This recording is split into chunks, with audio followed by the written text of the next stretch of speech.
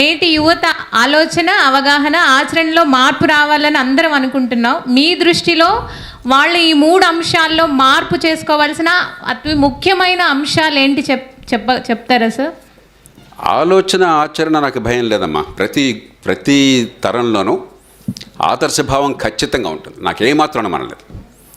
మా రోజుల్లో అద్భుతంగా ఉండేవాళ్ళు, మీరు పనికిరారని చెప్పేవారన్నా అంటే వాజమ్మల కబుర్లు, అబద్ధాలు తప్ప నిజం కాదు. నిజానికి మా తరం కంటే మీ తరంలో నైపుణ్యం ఎక్కువ ఉన్నది. మేమందరం పిరికి పందలం, కోపస్థ మండుకాలం. ప్రపంచంలో మిగతా చూసే అవకాశం దొరకలే. ఆ రోజు అది గ్రామాల్లో పెరిగాము. మాకు టెలిఫోన్ కూడా లేదు, టీవీ అన్నది ఊహ కూడా సాధ్యం కాదు. పత్రికలు వస్తే చదివేవాళ్ళం, సినిమాలు చూసేవాళ్ళం, ఇంకేం లేదు. ఇవాళ ప్రపంచంలో మీకు ఫింగర్ టిప్ బోల్డంత పరిజ్ఞానం పొందే అవకాశం, ప్రపంచాన్ని దర్శించే అవకాశం, నేర్చుకునే అవకాశం ఉంది. కాబట్టి నైపుణ్యం విషయంలో, ఆదర్శం విషయంలో మీరు ఎవరికీ తక్కువ కాదు. అవగాహన విషయంలో కొరత ఉన్నది.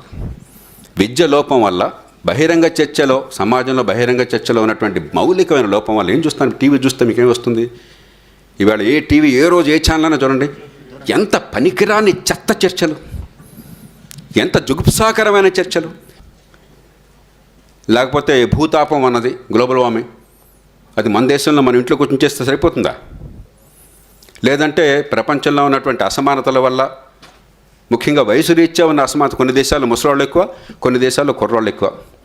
మైగ్రేషన్ విపరీతంగా పెరిగిపోతున్నది బలవంతంగా, సరిహద్దులను దాటి.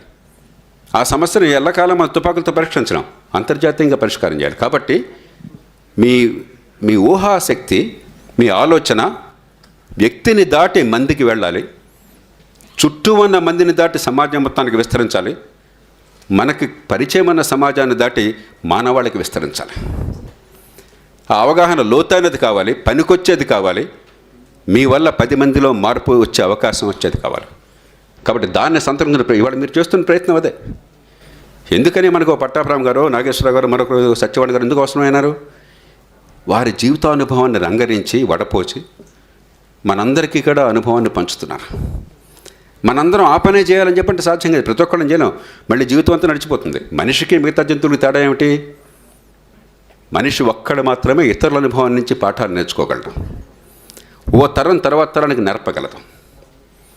అందుకనే మనమంతా మరుగుజ్జులమైనా కూడా మన ముందు తరాల వాళ్ళ భుజాల మీద నుంచున్నాం. అందుకని వాళ్ళకంటే పొడుగ్గా ఉన్నాం, వాళ్ళకంటే దూరం చూస్తున్నాం. కాబట్టి అవగాహన సరిగ్గా పెంచుకోండి, మిగతావన్నీ వచ్చేస్తాయి.